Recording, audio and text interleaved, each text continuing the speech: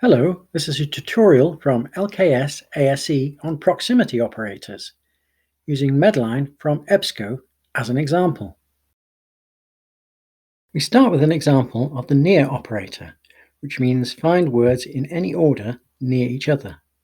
We can specify how many words by adding a number, in this case N3, which means within 3 words of each other. And you will see from the results that the words are, in fact, within 3 words of each other, and the word alternative is both before emergency department and after emergency department. In the second example, we use the with operator, which means find words in the order that I specify. In this case, C, W2, treat, which means find C within 2 words of treat in that order.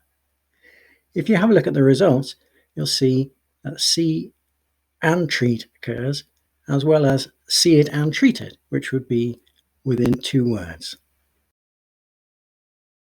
You can contact LKS ASE at library@nwas.nhs.uk.